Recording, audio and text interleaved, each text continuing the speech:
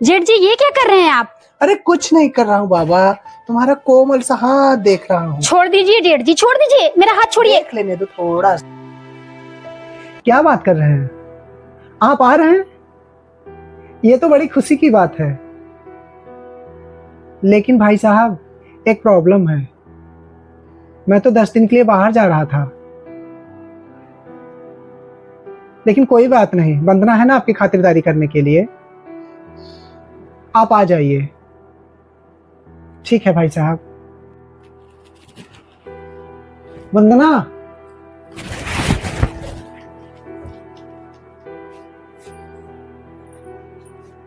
क्या हुआ?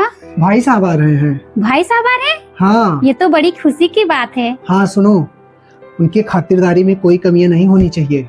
अरे कोई कमी नहीं होगी, आप है ना। मैं हूँ ठीक है, लेकिन मैं 10 दिन के लिए बाहर जा रहा हूँ। 10 दिन के लिए बाहर जा रहे हैं? हाँ। फिर कैसे होगा यार? कोई बात नहीं यार, आप हो ना, उनकी अच्छी से खातिरदारी करना। ठीक है, कोई बात नहीं, अगर आप जा रहे हैं तो करना तो पड़ेगा ही अकेले। ठीक है, ठीक है। फिर मैं निकल रहा हूँ। हाँ, ठीक है, जाइए। उनका ध्यान रखना अच्छे से। ठीक है। ठीक है, बाय बाय। ये तो चले गए।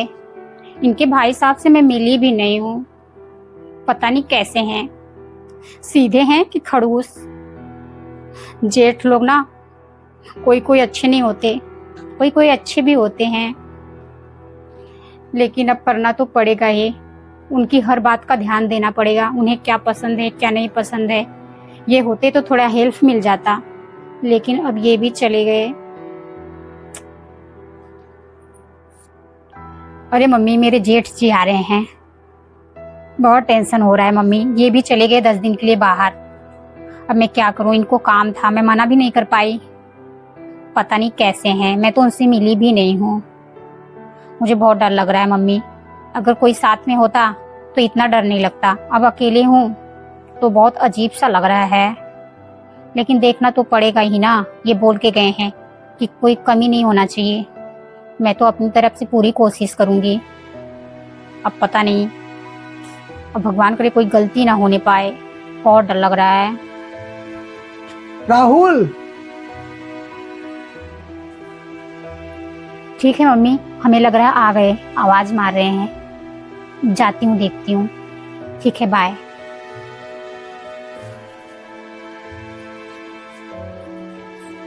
भाई साहब आप आ गए? हाँ मैं आ गया। अरे पल्ला क्यों रख रही हो? भाई साहब प्रणाम। खुश रहिए, आजकल कोई पल्ला नहीं रखता। ठीक है भाई साहब। ठीक है, आप बैठ जाइए, मैं आपके लिए चाय लाती हूँ। ठीक है। ठीक है, आप बैठ जाइए।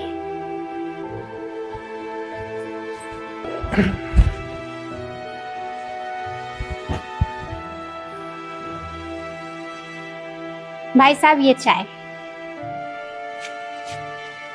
ठीक है।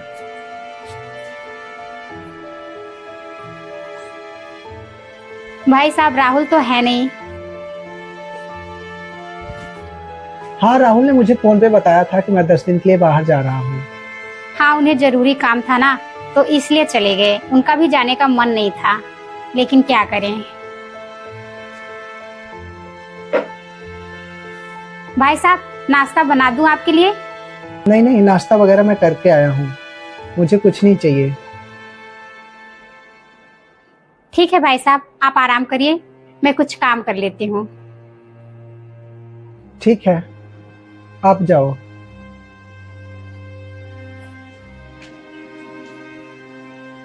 राहुल की पत्नी तो कितनी खूबसूरत है, तभी तो लव मैरिज किया।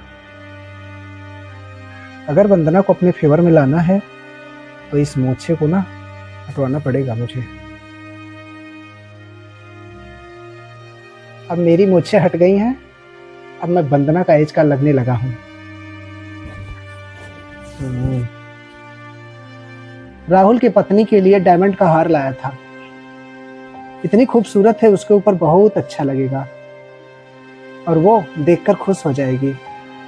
बुला के दे देता हूं।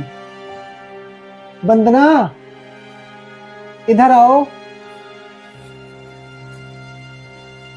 हाँ जी भैया जी। अरे यहाँ बैठो। अरे नहीं भैया जी, हमारे यहाँ ना जेठ के पास नहीं बैठते। अरे अब कौन जेठ मानता है? ऐसी बात नहीं है, कुछ लोग हैं ना अभी भी मानते हैं। पहले के लोग मानते थे, अब के लोग नहीं मानते। आओ यहाँ बैठो। नहीं भैया जी, रहने दीजिए। आप बताइए क्या जरूरत है आपको? तुम बैठो ना, तुम्हारे लिए कुछ लाया हूँ। मेरे लिए? हाँ। अच्छा ठीक है। क्या लाए हैं भैया? ये देखो।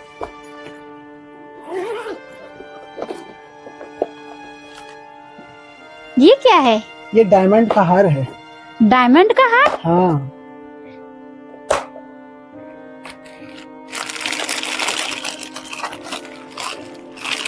निकाल के देख लो अच्छे से। ये तो बहुत खूबसूरत है भैया। तुम भी तो कितनी खूबसूरत हो। अरे भैया आप भी मजाक करते हैं। सही कह रहा हूँ। मेरे ऊपर बहुत अच्छा लगेगा। कितना बहुत अच्छा लग रहा है आपके ऊपर।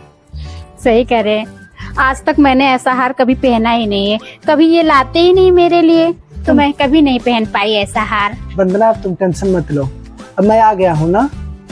अब जो कमियां होगी मुझसे कहना। कब तक आपसे कहूंगी भैया? हर चीज मैं आपसे नहीं कह सकती ना। कोई बात नहीं, जो कमियां होगी मुझसे कहना, मैं सब कुछ ले आके आपको दूंगा। ये तो बहुत खूबसूरत है। आप कितना प्यारा सा ले आए हैं, मुझे बहुत पसंद आया। थैंक यू भैया। कोई बात नहीं। ठीक है भैया, मैं इसको रख देती हूँ। ठीक है, ले जाओ, रख दो ना। ठीक है।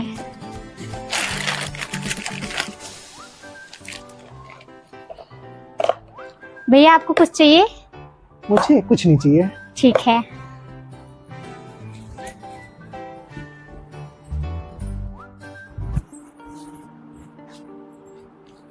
भैया जी आप सो रहे हैं? नहीं नहीं, सो नहीं रहा था। आजो बैठ जाओ। भैया जी देखो मैंने हार पहना है, कैसा लग रहा है? बहुत अच्छा लग रहा है। बहुत प्यारा लग रहा है ना? एक नंबर लग रहा है वंदना आपके ऊपर। बहुत अच्छा लगा, बहुत पसंद आया। थैंक यू भैया जी। कोई बात नहीं। जरूर ये दीदी ने पसंद किया होगा मेरे लिए। दीदी ने नहीं पसंद किया था। फिर कौन पसंद किया है? ये पसंद मेरा है। अच्छा। हाँ। आप अकेले गए थे पसंद करके ले आए? मैं अकेले ही ले आया। आपकी दीदी यहाँ कहाँ रहती हैं? फिर कहाँ रहती वो? वो अपने मायके रहती हैं। लेकिन क्यों? वो ना मुझसे लड़ाई झगड़े करती रहती थी। अच्छा। हाँ। लड़ाई झगड़े तो हर पति पत्नी में होते हैं, इसका मतलब ये थोड़ी है कि मायके रहो। क्या करोगे, सबकी थिंकिंग अलग अलग होती है ना वंदना। हाँ ये बात तो ठीक है भैया, सही कह रहे हैं आप। डेली की डेली लड़ाई करके एक दिन वो चली गई मायके, तब से लौटी नहीं।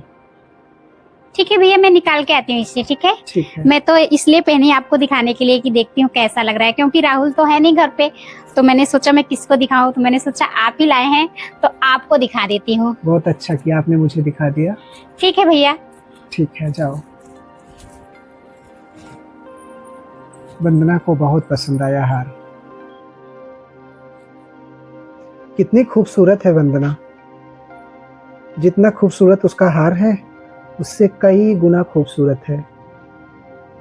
मैं तो उसको कभी नहीं देखा था, इसीलिए उसके मुंह दिखाई के लिए हार लाया था। लेकिन मुझे नहीं पता था कि इतनी खूबसूरत होगी। तभी राहुल घर वालों के खिलाफ जाके इससे शादी किया। जब तक राहुल नहीं आता है तब तक एंजॉय इसके साथ करता हूँ। कितना प्यारा हार है, मेरा तो मन कर रहा है बस इसको देखते रहूं।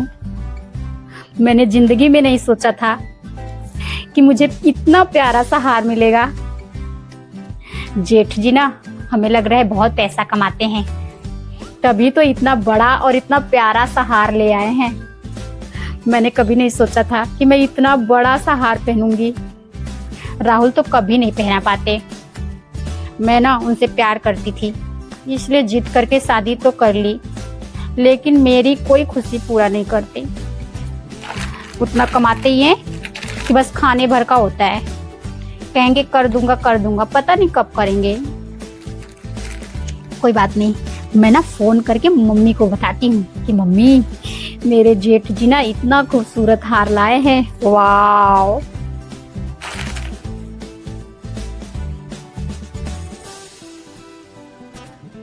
हेलो मम्मी, मेरे जेठ जी आ गए मम्मी।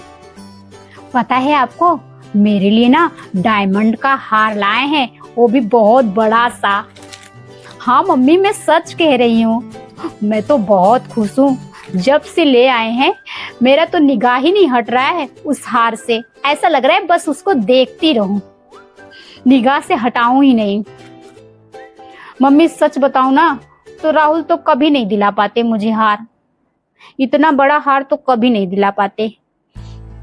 मेरी किस्मत अच्छी थी कि मेरे जेठ जी आ गए और इतना सुंदर सा हार दिलवाए हैं। मेरी फ्रेंड पीहू की शादी है ना, तो मैं उसमें पहन के जाऊंगी और सारे लोग मुझे ही देखते रहेंगे, किसी का निगाह नहीं उतरेगा। ठीक है मम्मी, मैं रखती हूँ। मैं ना राहुल को फोन करके बता देती हूँ। ठीक है, मैं चल के ना राहुल के पास फोन लगाती हूँ। हेलो राहुल। हाँ वंदना।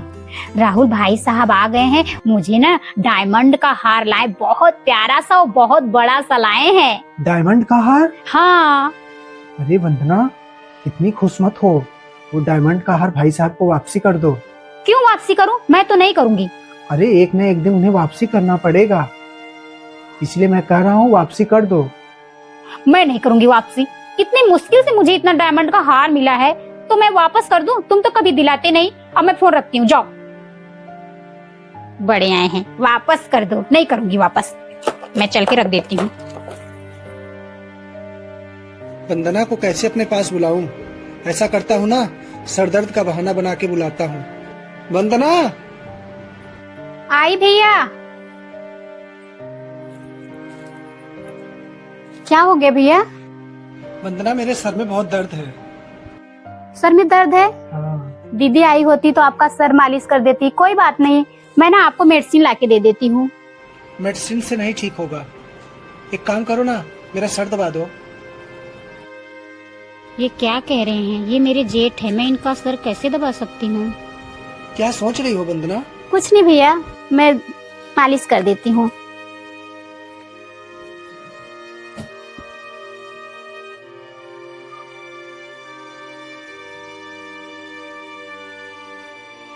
भैया मुझे कुछ काम है तो मैं करके आती हूँ, ठीक है? ठीक। वंदना, क्या हुआ भैया? ये मेरी मोबाइल चार्जिंग लगा दो। ठीक है भैया, लगा देती हूँ।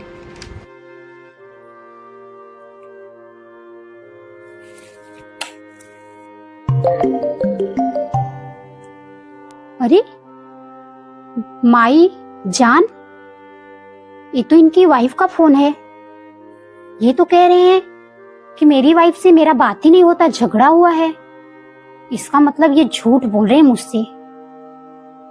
मैं घर में अकेली हूँ, मुझे पता लगाना होगा कि क्या बात है।